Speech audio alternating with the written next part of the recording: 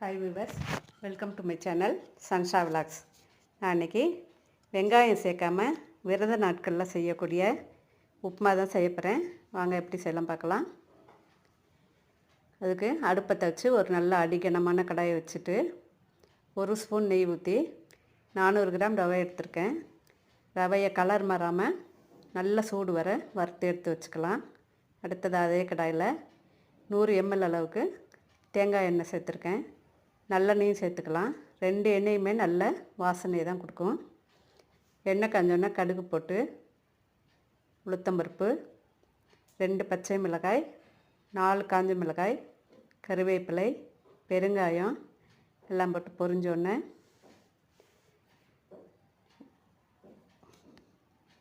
ஒரு பங்கு ரவைக்கு 2.5 பங்கு தண்ணி ஊற்றணும்.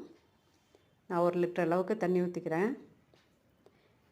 இந்த ஸ்டேஜில் உப்பு தேவையான அளவு உப்பு சேர்த்துட்டு கொதி வரட்டும்.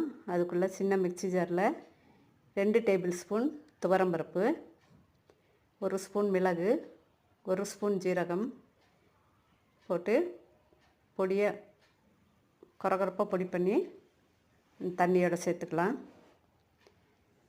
அடுத்தது அரை முடி தேங்காய் துருவல் இல்லை 1/4 முடி தேங்காய் துருவல் சேர்த்து அதோடு சேர்த்து கொதிக்க வைக்கலாம். தண்ணி கொதி வரட்டும். இந்த உப்புமா ரொம்ப ஈஸியாக சீக்கிரமாக பண்ணிடலாம். யாராவது திடீர்னு கெஸ்ட்டு வந்தாக்கா 10 நிமிஷத்தில் பண்ணி கொடுத்துடலாம். இந்த தண்ணி கொதி வர ஆரம்பிச்சிச்சு. இந்த ஸ்டேஜில் வறுத்து வச்ச ரவையை கொஞ்சம் கொஞ்சமாக போட்டு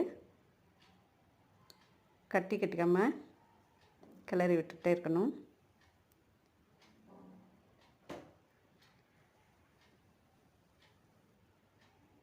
இதுக்கு தொட்டுக்கிறதுக்கு சாம்பார், சட்னி எது வேணால் தொட்டுக்கலாம்.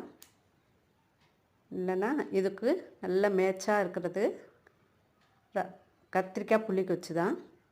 அது அடுத்த வீடியோவில் போடுறேன். இப்போ உப்புமா வெந்துடுச்சு.